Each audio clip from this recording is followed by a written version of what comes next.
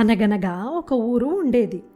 ఆ ఊరు మొదట్లో పచ్చగా ఉన్నా కూడా రాను రాను ఊరి జనం మొక్కలు నాటకపోవడం, ఉన్న చెట్లు నరికేయడంతో ఊళ్ళో పచ్చదనం తగ్గిపోతుంది.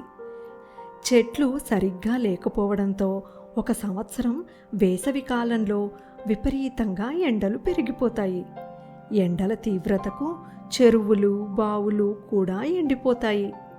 పాపం ఆ ఊళ్ళో ఉండే ఒక కాకికి చాలా దాహం వేస్తుంది. నీటి కోసం ఎక్కడ వెతికినా కూడా చుక్క నీళ్లు కూడా కనబడవు.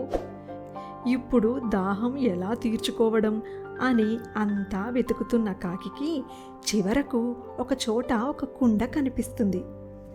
అమ్మయ్య, మొత్తానికి నీటి కుండ కనబడింది. ఇందులో నేను దాహం తీర్చుకోవడానికి ఖచ్చితంగా నీళ్లు ఉండే ఉంటాయి అని అనుకున్న కాకి కుండ వద్దకు వెళ్తుంది. తీరా చూస్తే కుండలో కొన్నే నీళ్లు ఉంటాయి. అవి కూడా అడుగున ఉండడం వల్ల కాకికి అందవు. నీళ్లు దొరికాయని సంతోషపడ్డాను, కానీ అవి ఇప్పుడు నాకు అందనంత కిందకు ఉన్నాయి. నా దాహం తీరడం ఎలా? ఇప్పుడు నేనేం చేయాలి అని అనుకుంటూ ఉంటుంది కాకి. ఇంతలో కాకికి గులకరాళ్ళు కనిపిస్తాయి.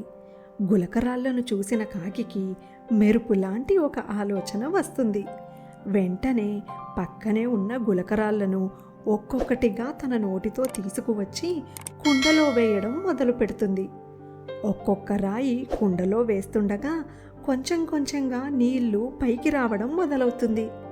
కాకి మరికొన్ని గులకరాళ్ళు వేయగానే నీళ్లు కాకికి అందేంత ఎత్తుకు వస్తాయి.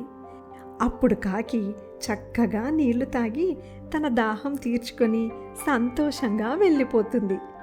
అసలు కాకికి నీళ్లు అందనంత కిందకు ఉన్నా కూడా తన తెలివితో ఆలోచించి నీళ్లు పైకి వచ్చేలా చేసింది. కాస్త ఆలోచించి పనిచేస్తే ఎలాంటి సమస్యకైనా పరిష్కారం దొరుకుతుంది.